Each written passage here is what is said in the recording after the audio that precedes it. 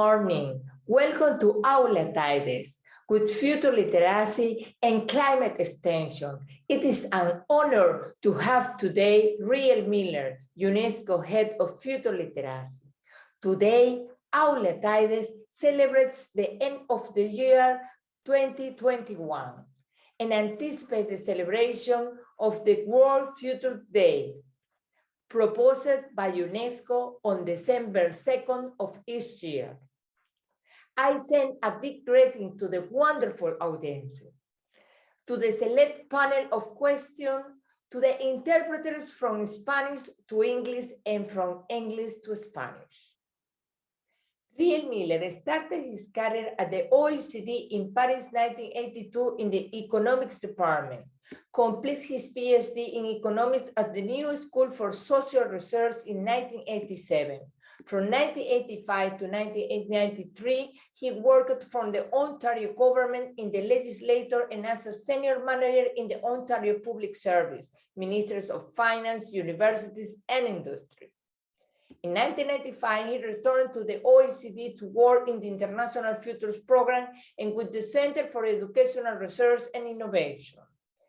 In 2025, he founded an independent consultancy, Experidocs, which means knowledge through experience, to advise public and private sectors from around the world on how to use future more effectively.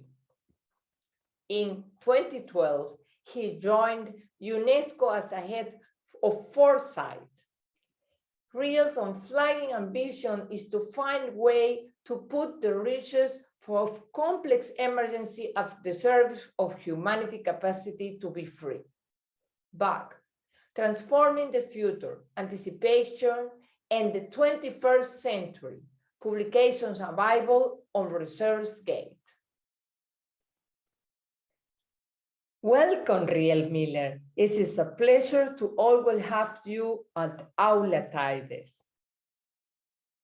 Thank you for that kind introduction. It's such a pleasure to be here with you.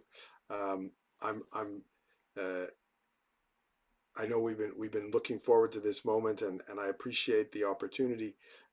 We're at the end of a year. For many people, this is a moment, a milestone, a kind of ritual that we all experience to think back on the year that passed, which was for many, I think, a difficult year in many different ways. But also, of course, to think forward and to think about the coming year. And so this is one of the ways in which humanity, and it's not new, we've been doing this for a very long time through various rituals, humanity finds a way to use the future. In other words, to bring the future into our thinking. And we do it, obviously, by imagining. And let me talk about how we imagine the year that just went by. And to underscore the importance of the images of the future for how we think about the past. It's obviously something that today is evident with the pandemic, that our interpretation of what happened in the past and the influence that that image from the past that we have experienced is then used to think about the future will affect our attitude towards vaccines, our expectations, our hopes. Do we have high hopes? Do we have rather negative views of the role of vaccines? Have we seen what happened to international travel? Have we seen what happened to families getting together?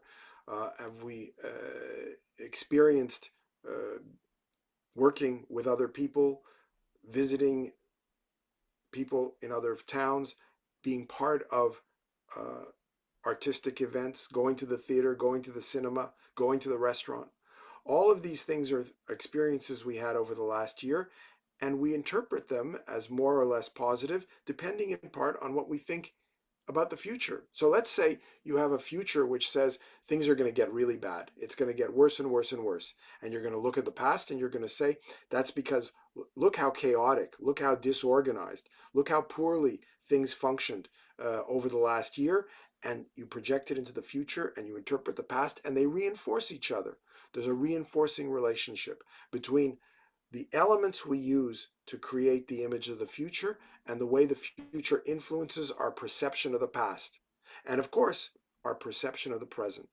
But let's say you had another idea about what happened over this year, and you think, isn't it incredible that we had so many vaccines developed, that we started to diffuse them and distribute them, that travel began to start up again, that people could go to, I live in Paris, people could go to restaurants again, people could see each other, we could go to the movies. So look, things are really picking up, and I think next year it'll be even more and it'll be even better. The point I'm making, and it's, I think, the crucial issue here, is how do we use the future? Do we understand the power of the future to shape what we see, how we feel, hope or despair, and then how that image of the future plays a key role in the way we construct our sense of security, our sense of achievement, our sense of identity? And let me refer to something that I think everybody can understand, because we've all passed through this. When you're young, when you're growing up, and you look around you and you see adults. These adults look incredible, amazing, impressive, scary. But you think, one day I want to be like them. And your image of the future is, one day in the future, I want to be like them. And so you create this image of the future that orients your choices in the present and also what you see. And so you notice the things that the adults around you already have. You might start to wear the clothes that the adults wear, or the hero that you have, your older brother, your older sister, or maybe somebody from the pop culture, and you say, I want to be like them, I'm going to imitate them, and I will become like them in the future. This idea of catch-up and convergence is very, very powerful, of course, and it's a tremendous way for us to learn, because we experiment, we test things in the present, we pay attention to things in the present because we think that they will have implications. If I'm dressed like this, I will be very popular. People will like me. People will think I'm cool. And so we have these relationships that emerge with the present based on the images of the future that we have in our heads and how we constructed, why we constructed. So the why of being cool and dressing to be cool is, I want to achieve a goal in the future to be cool. And that's planning. That's just like saying, I want to go to the top of Mount Everest, or I want to go to the moon, and I will do what I need to do to get there. It's a way of setting a goal and using the future to achieve that goal. And that means looking at the present in a way that also contributes to getting to that goal. And so the whole world becomes focused in the sense of narrowed down to, how do I get to that goal? And this way of thinking about the future puts us in a position of saying, I want to achieve this goal. If I don't achieve this goal, I have failed. I am disappointed. And let's say, you get all dressed up, and you can see this in any number of popular movies and the rest. You get all dressed up, or you do something special. You think it's going to impress your friends or somebody, and you get there and nobody pays attention, or in the movies they show this, and you're so disappointed. You didn't control the future. Your plan fell apart. And gradually we begin to realize that the simple ways of thinking about the future, the simple anticipatory systems that we use, the one that says, if I drop something, it will break. If I don't calculate carefully when I cross the street, I will get hit by a car. Those simple ways of using the future are not really effective when there's ambiguity, uncertainty, emergence, and contexts that we don't control.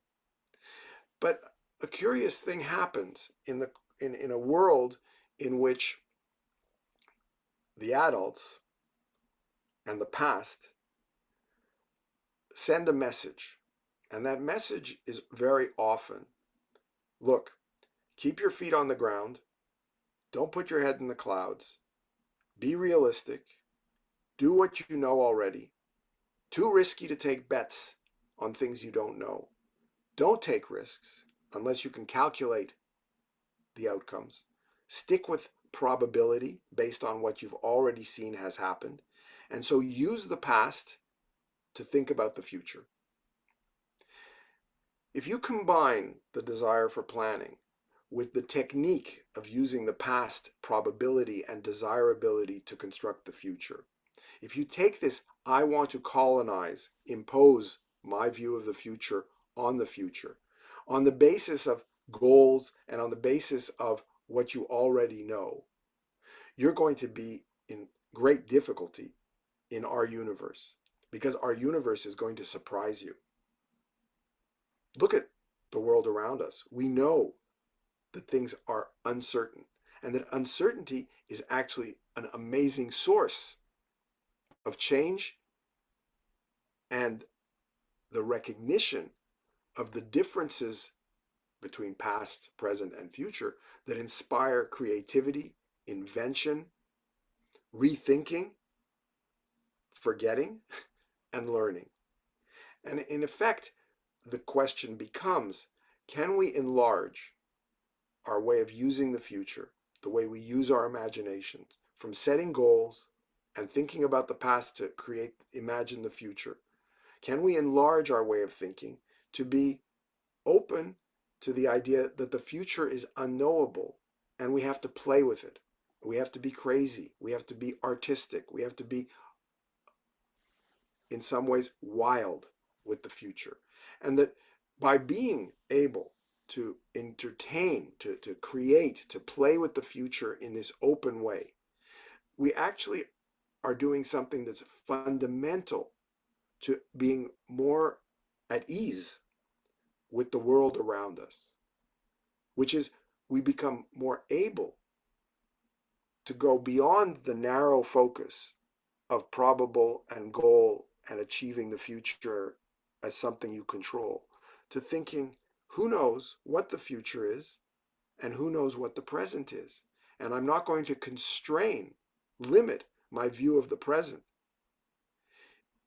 in a way that is circumscribed by the future. This is what we call futures literacy. It's a capability. It's a way of being able to use the future to appreciate change, to appreciate difference. And this is fundamental to making us feel more confident, more able to take advantage of change and difference, to engage with the creativity, to use improvisation as well as planning. I call this walking on two legs or seeing with two eyes. It's, of course we plan. We do lots of planning and we make bets, sometimes based on thinking about the future, sometimes just because it's whimsical and I decided to go left instead of right, or I decided to do this instead of that. But we make bets and we do plan and we do have goals for the future. But if we only stick with that leg and we hop along on that leg, it's limiting. We're not as agile, we're not as stable, we're not as confident as if we did it on two legs. With two legs, the anticipation, the future for the future, but also anticipation for emergence, for discovery, surprise, turning uncertainty into an asset, into the inspiration for improvisation, and being able to take into account the richness of the present, the richness of specificity, the specific moment that you happen to be doing something, which is always unique because time and space change. Time doesn't stop. And that unique moment is a unique moment. We don't have to only think about it in terms of, can I preserve this? Is it somebody everybody else will understand? Can it be generalized? This ability that we have to think about the specific and the ephemeral at the same time as the durable and general, this ability that we have to imagine futures that are not just the futures of planning and the futures that project from the past enables humans, I believe, to live more fully in our complex universe. But that also, and I think it's today quite evident, means that we don't relate to the world around us in the arrogant, controlling, superior way of we can control and engineer as if it was a machine the future. And that transition away from this monumentalist controlling the future, reproducing the past, which also reproduces the power structures of the past and the present, moving away from that way of thinking about security and thinking about our aspirations, not only allows us to embrace difference and therefore to really take advantage of the world around us and be less frightened by things that are not like us. It also, I think, puts us on a different footing with respect to our planet and therefore climate. Today, we have no choice. The waste from the atomic energy, the nuclear energy that we produce today, that waste will be with us for 10,000 years. The atomic bombs that are still in the world today, they won't disappear immediately. And the danger that they present won't disappear immediately. And of course, there are many things we need to plan for. Cities require the planning of supply chains. Agriculture requires the planning of planting the seeds and waiting for the harvest. It's not that we will escape planning, but our relationship to that planning and the way we live can change, I believe. And we see this often in many indigenous societies, where the relationship that they have to the future, I think, is not about the future. In other words, the minute we begin to think that we can somehow know what people 5, 6, 10 generations from now will need and do, is the moment that we lose touch with the complexity of our universe.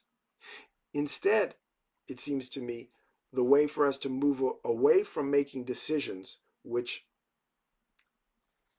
in some senses, disrespect not only the world around us now, but disrespect future generations because they fundamentally impose a burden.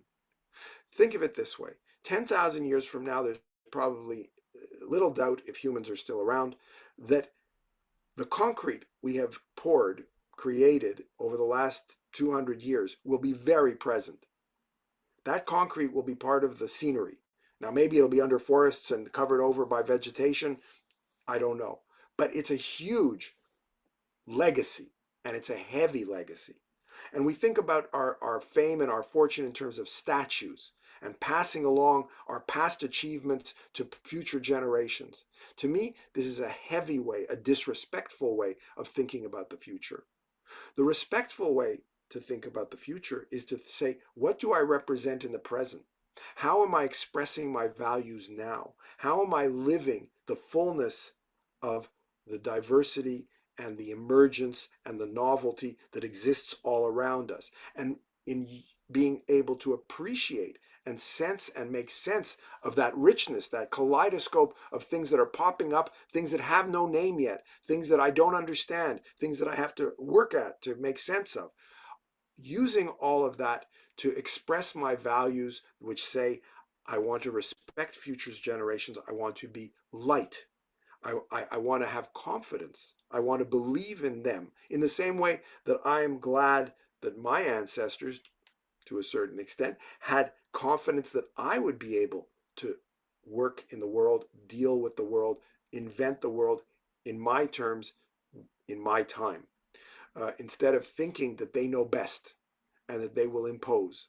So this idea of lightness, this idea of respect, this idea of how to embrace and make use, be nourished by complexity instead of frightened of complexity, this is fundamentally what futures literacy is all about.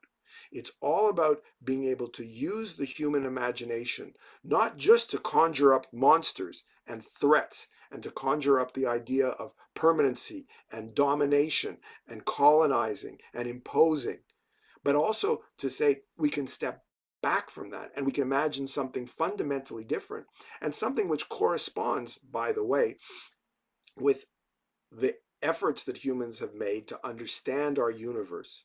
And that means to understand that we do live in a creative universe. This is a universe that might seem, depending on your point of view, very cold, in the sense that the universe is not, and like our planet, is not conscious, is not telling us what to do, is not judging us.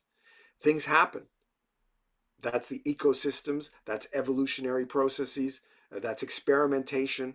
Not all that experimentation is happening because of humans. And when humans experiment, it's often unintended consequences. But all of that richness, all of that fertility gives rise to these experiments and these changes, which we are part of. We are just part of that whole unfolding universe. And in order to feel at ease, but I think also to express our values in a complex universe, to, in some senses, allow us to be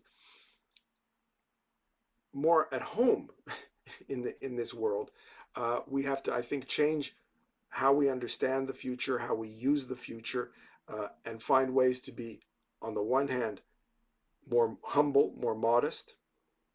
We don't control the future, but also, in some ways, more joyous, more able to embrace the mystery of the unknowable that is the unfolding of complexity, and to take that as inspiration for living our values now.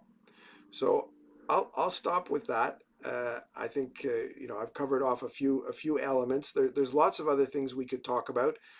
As many of you know, we've been running what we call Futures Literacy Laboratories, which are opportunities for people to experiment with anticipation, to learn how to become more futures literate, to see how, when you are able to use the future more effectively, it actually changes what you see and what you do. I want to emphasize that distinction between perception and choice.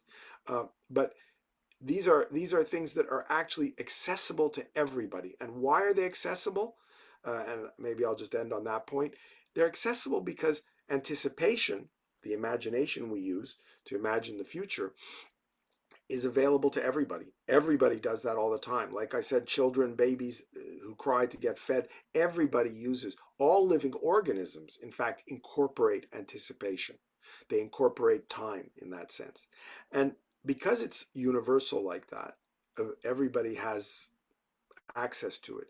It's kind of like reading and writing that we all know, which is, when you learn to read and write, somebody's going to say to you, the words that you're speaking, the words that you're using, your language, the language you have, can be recorded. It can be recorded in a book. You can write it down. And you say, aha, I know how to speak. I hear people speaking. I use language. Therefore, I can become literate in terms of reading and writing. Futures literacy is very similar. When you start to become familiar with the way in which you're using the future, the anticipatory systems and processes, the different reasons and methods that you use to deploy your imagination, you start to become futures literate. So that's the story that I wanted to tell you, and I hope that makes sense to everybody. How can we anticipate the effects of an unknown pandemic, such as the COVID-19 pandemic? That's your question? Yes. Yeah. Oh, thank you. Hello.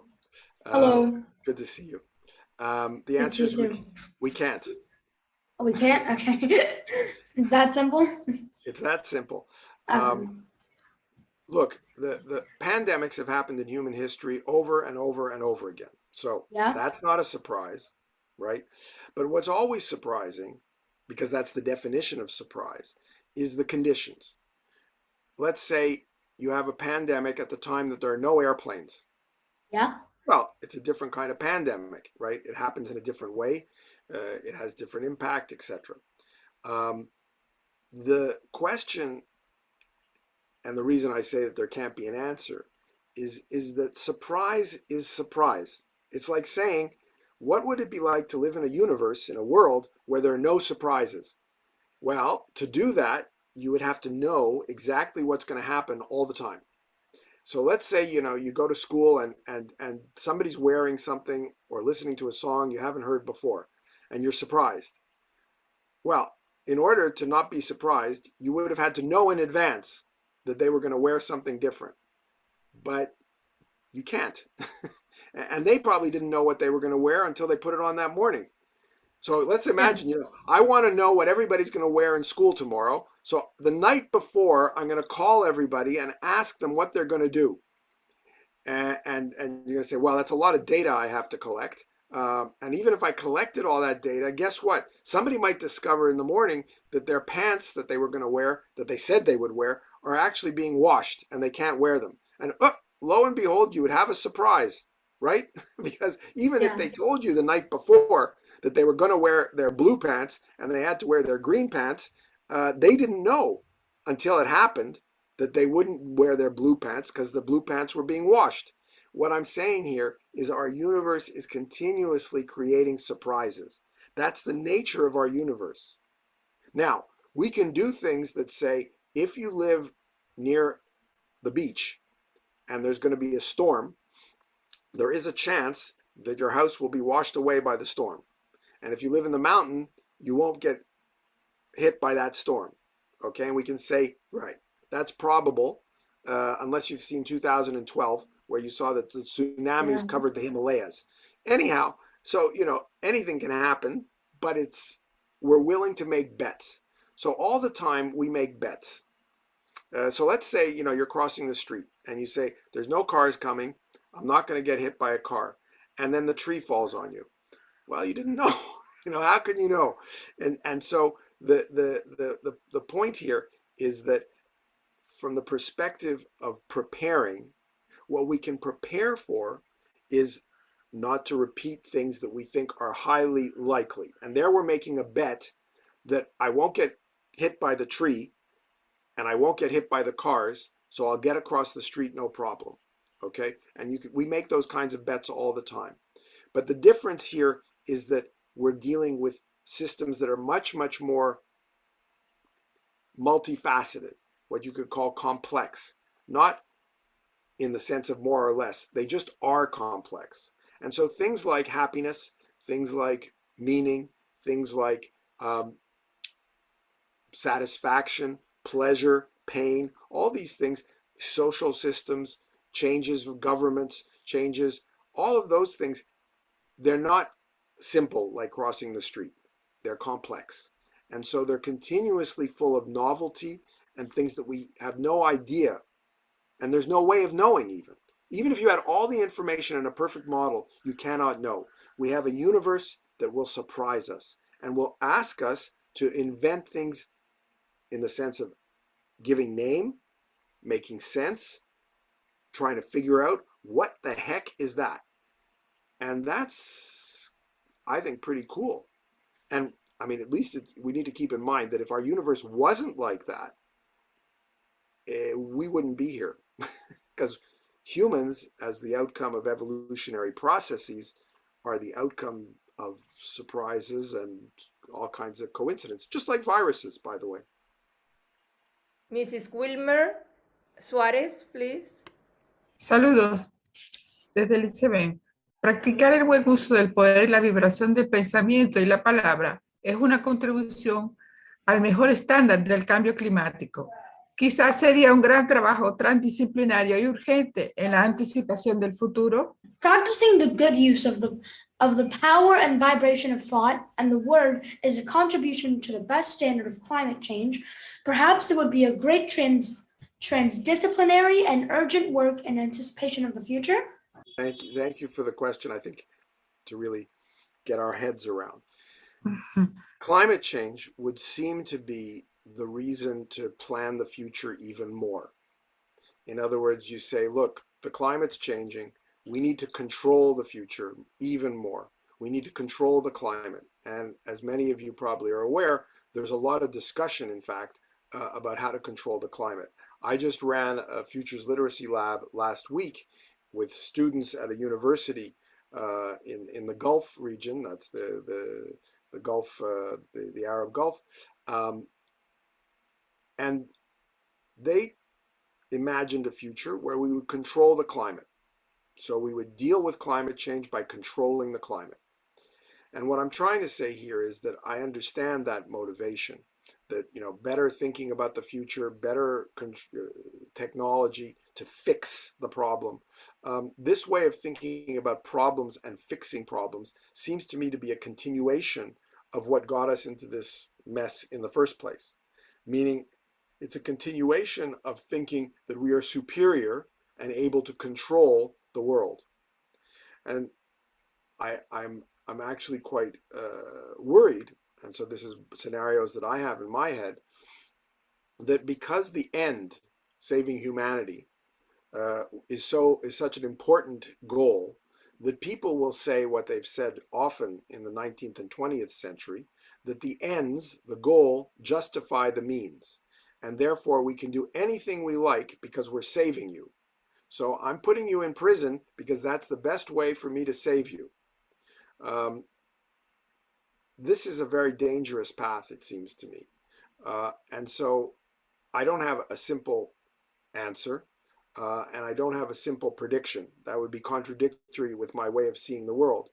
But what I can imagine is that if we change our relationship to nature, if we change our positioning, we can begin to discover, experiment, test, and evolve in a form of creative exuberance, creative destruction, a different way of living. And I think it's very important for us to be able to embrace, and this means to understand, that we live in a world where there's birth and death. And death is not a defeat. Death is not a failure.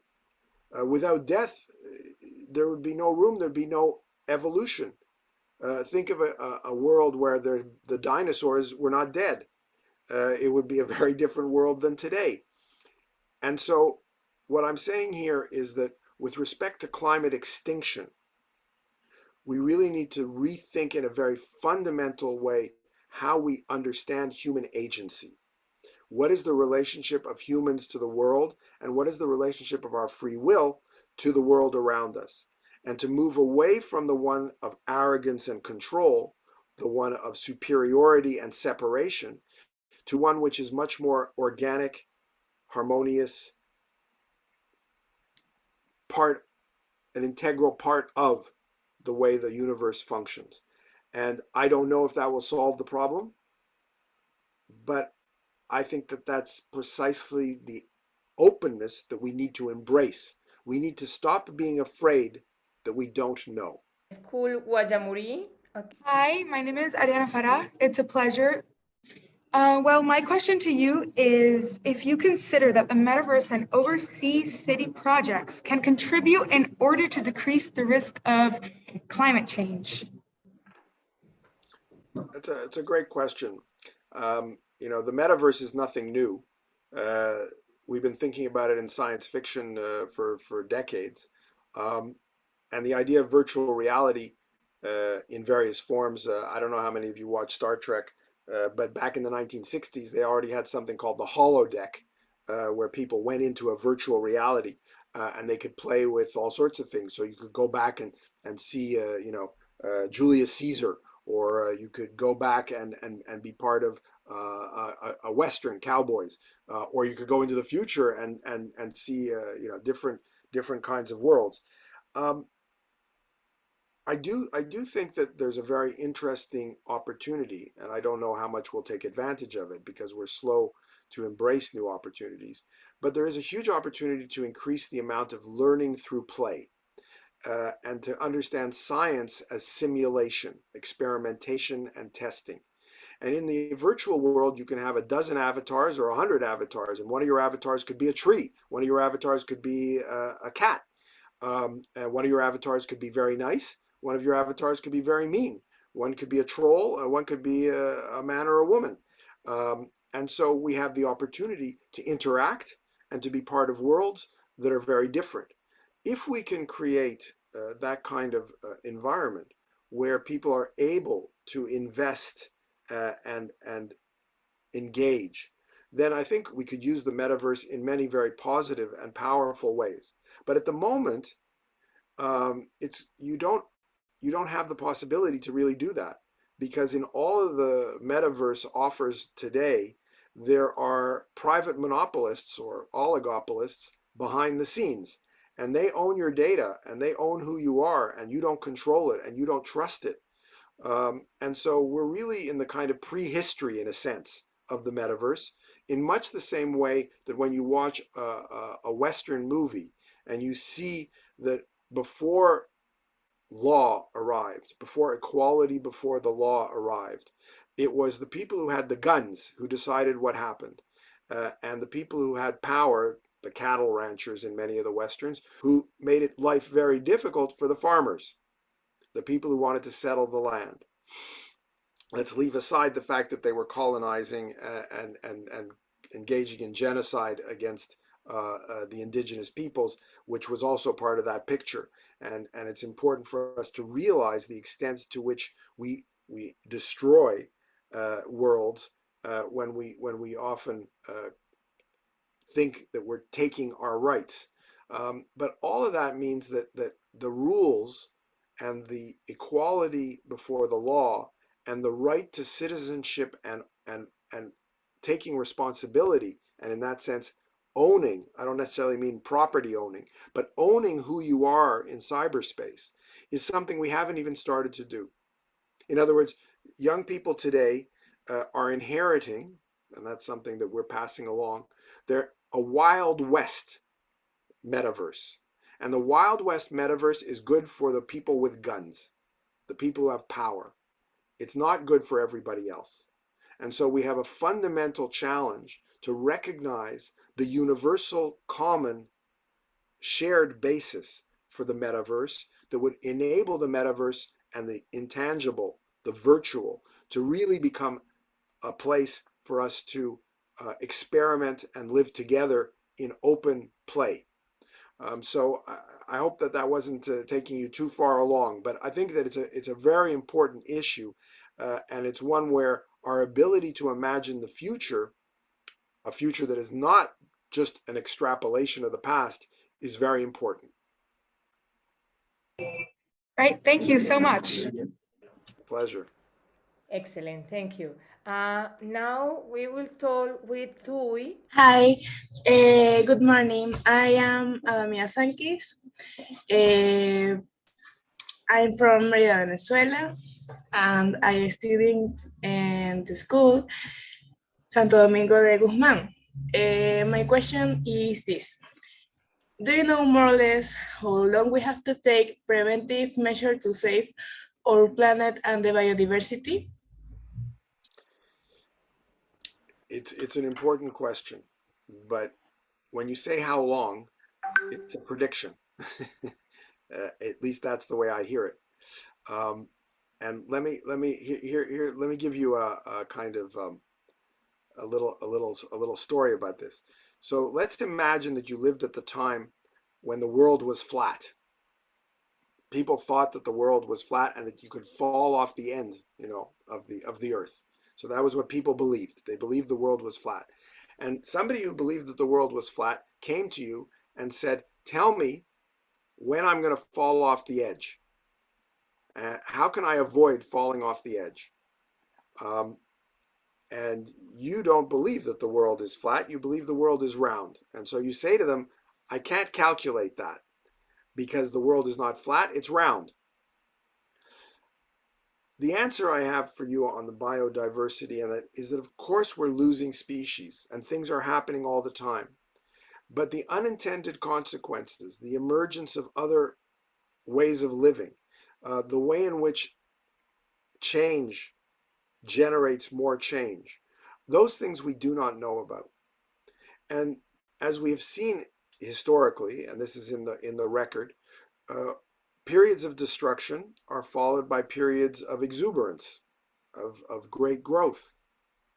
So it's very difficult to say, in a way, the question for me reflects a particular way of thinking about the future. It's a way of thinking about the future that is searching for certainty. It's searching to know the future. And since we can't know the future, this is a very frustrating exercise. And it's often very disappointing. So if I can kind of offer one way of rethinking the question, what can we start to do now that nurtures diversity and encourages the creation, the let's call it the fertility of the world around us? And I think there is a way for us to do that. It's to say that difference and diversification are good. So instead of being afraid of something that's different, instead of being afraid of someone who's different, we begin to say, that offers me an opportunity to learn, to be creative, but also, and this is the crucial point about the future, to take a diversification approach to the future. And just to point out this, if you put all your eggs in one basket, there's a chance that that basket will be the only one that survives. So none of your eggs will be broken. They were in the basket, and the basket was the one that won. But if you put your eggs in 10 baskets, you might lose 1 or 2 baskets, but a few of them will continue on. So which approach does humanity want to take? We build a very strong castle where we predict that nobody will ever knock down the walls, so we will live forever. The species will never die off. They'll always be there. So a permanent future that we can predict. Or do we take an approach which is, we want to live in harmony, in a sense, with a universe where there is diversity, there is creativity, and we want to be part of that? This is the big change that I think we're facing when we think about climate extinction, biodiversity, and being more comfortable, more happier with a creative universe.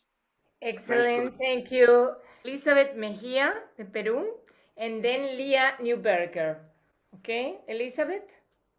Hola, muy buenos días. Soy Elizabeth Catalina Mejía Narro, de Perú, de la Red Internacional de Promotores ODS Perú. Mi siguiente pregunta es, ¿cuáles fueron los resultados al aplicar la alfabetización futurista en el campo laboral como la industria minera, en países de desarrollo o en países en vía de desarrollo? What were the results of applying futuristic literacy in the workplace as well as in the mining industry in developed and developing countries? Right. We do work at UNESCO, and I've done work all my life in many different sectors and many different parts of the world, and with many different groups, including students like this, and governments and prime ministers' offices and all the rest. And what's crucial, it seems to me, is not my idea of the future, obviously. I don't really have that many ideas about the future. The future is not what I'm most interested in. What I'm most interested in is where the image of the future comes from in the mining industry, in the government. How do they come up with their idea of the future? How do they use their ideas of the future, their images that they create?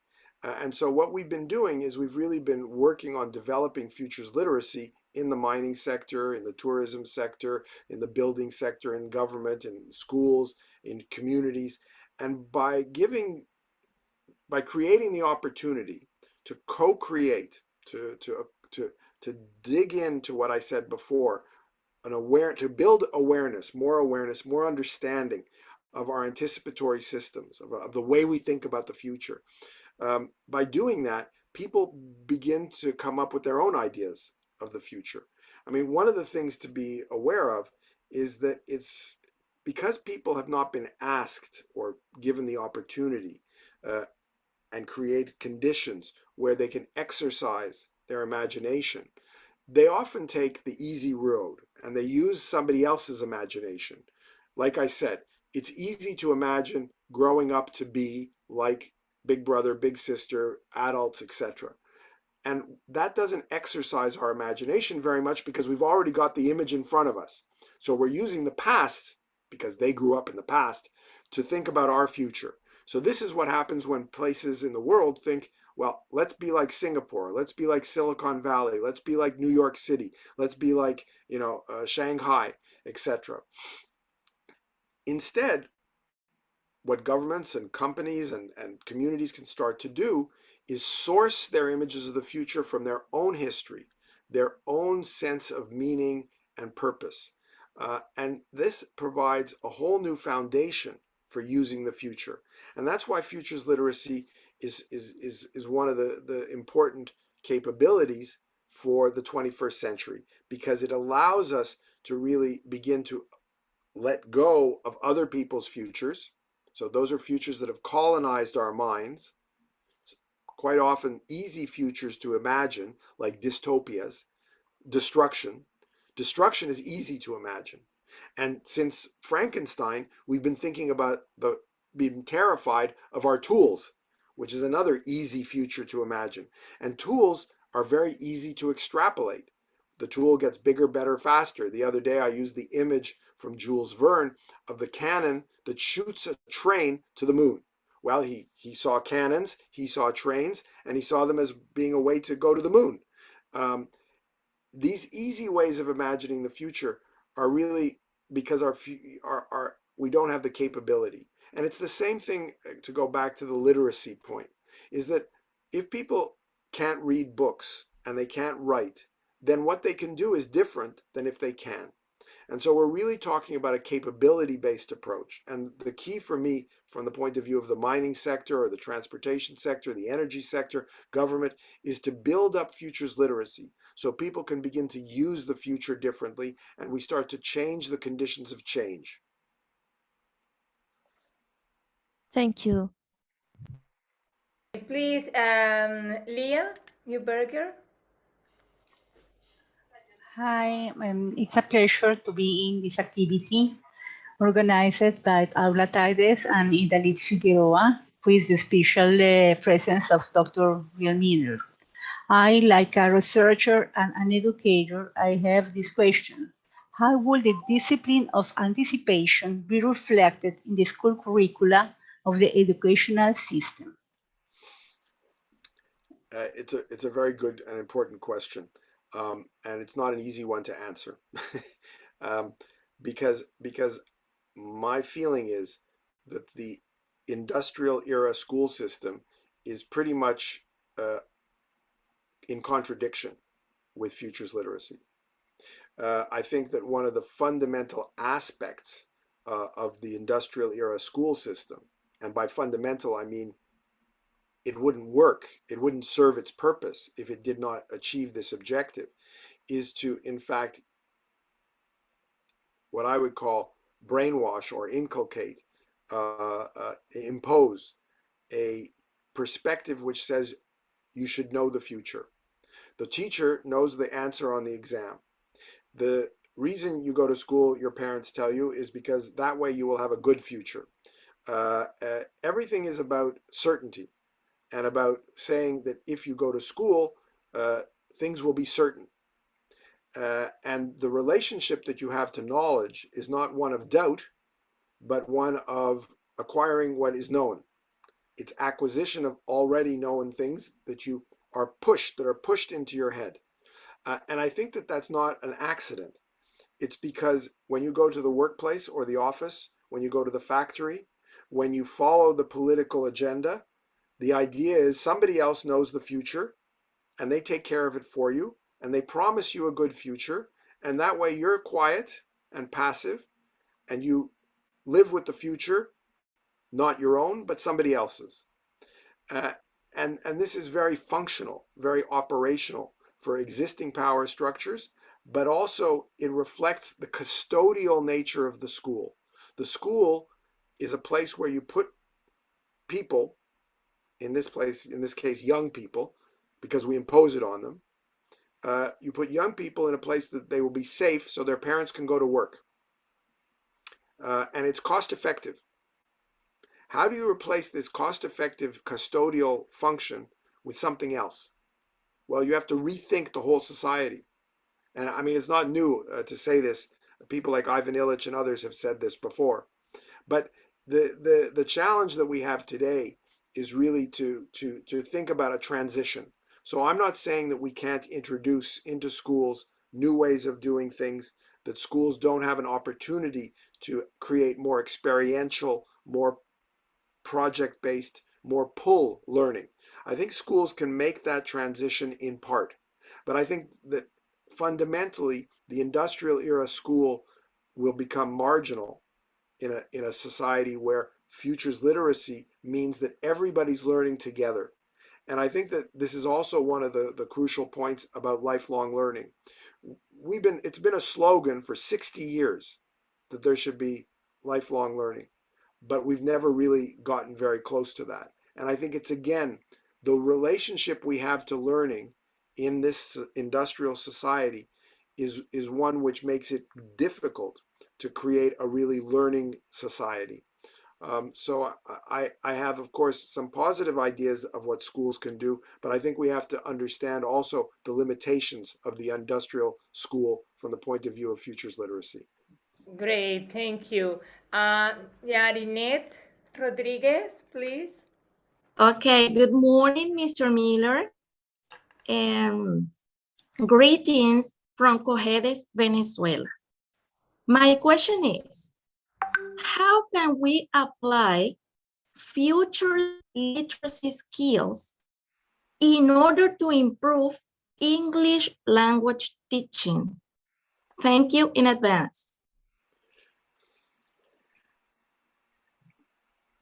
Well, actually, I have, there's only a very simple answer to that. People like to talk about the future. They like to talk about the future. And so if you're going to talk about the future and you want them to do it in English, they'll be incentivized to do it in English. But you know, the thing is that because the future is powerful, people are afraid of the future, people are hopeful about the future. Most of the time we try and get people to talk about the future in their own language, in their maternal, in their mother tongue. And so one of the questions is, you know, language is limited. Words only describe a small part of the world around us. And one of the things that we try to do in Futures Literacy Laboratories is to create performative, experiential ways of thinking about the future without words. To use the symbols, to use emotion. So I could see how futures thinking and thinking about the future could be a helpful way to get people to be interested in other languages, including English. But I also would encourage, of course, that if we're thinking about the future, people need to think about it in a way that they're comfortable, and they also need to think of it beyond words. Thank you so much. Thank you. Okay, please, Beatriz La Plaza. Hi, I'm from Argentina. The question, and thanks for all. What are the greatest challenges that educators, non-formal educators and institutions face and will face to respond to the literacy of the future? Well, you know, it's a very good question because it's something that comes up very often. And I've done a lot of work on the future of education, the future of schooling, and worked with teachers. And very often in society, there's a huge burden. Teachers feel very responsible for preparing everybody for the future, for solving problems, economic problems, social problems, cultural problems, etc. And I think that this is, in my view, quite unfair for the most part.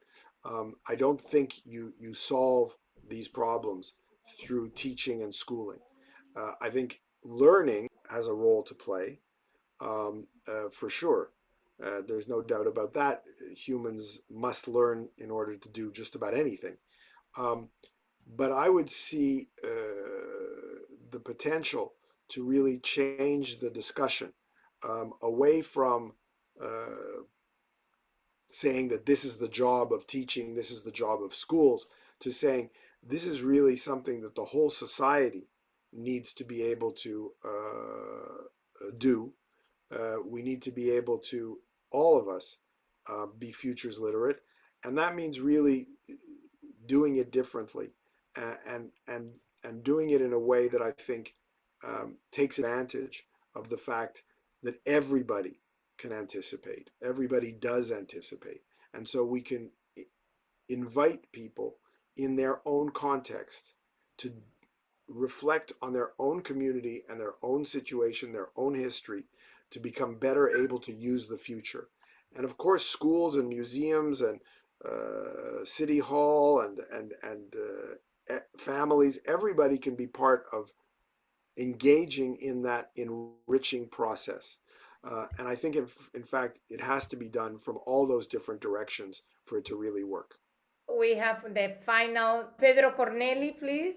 Muy buenos días. Soy Pedro Corneli de Guatemala y mi pregunta es la siguiente. ¿Cómo la alfabetización del futuro da sentido a la comprensión de la naturaleza, a los sistemas y procesos anticipados a favor del clima? How does the literacy of the future make sense of the understanding of nature systems and processes anticipated in favor of the climate? Important issue. The thing is that I hope you understand that I won't give, because it would be inconsistent, a deterministic answer.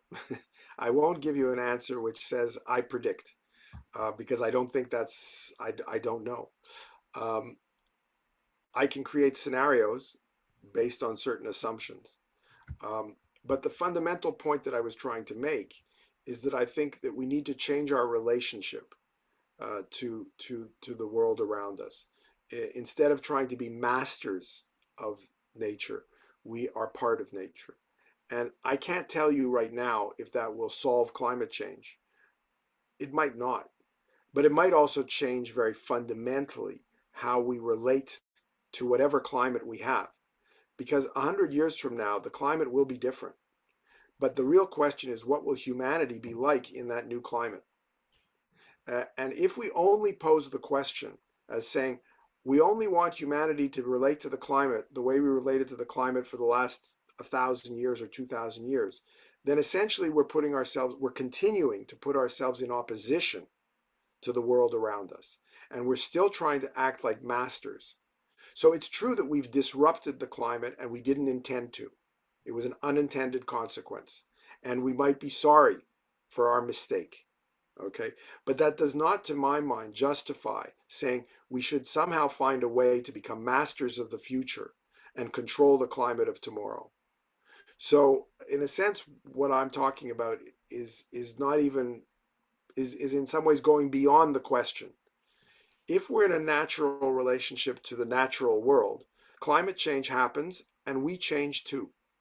And it's changing together in relationship back and forth, and with surprises and with creativity, that is really the issue. Not finding some better way to solve the problem of our stupidity. Riel Miller, I congratulate you for your excellent presentation. It has been wonderful experience, both for students and professionals from different disciplines, from Venezuela, Spain, Mexico, Puerto Rico, Dominican Republic, Guatemala, Costa Rica, Honduras, Nicaragua, El Salvador, Panama, Colombia, Brazil, Ecuador, Chile, Peru, Bolivia, Paraguay, Uruguay, and Argentina. AULATIDES says bye to this year 2021 and anticipate the World Futures Day celebration every December to proclaim by UNESCO. With Riel Miller. Once again, thanks to you, Riel Miller, for having left us a wonderful experience and with many wishes to meet again in 2022. Thank you so much, everybody. Thank you so much. Thank you so Appreciate the much. opportunity. Look Lord. forward to the next time. Bye-bye. Thank you so much. Bye-bye. Bye-bye. Thank you for your time.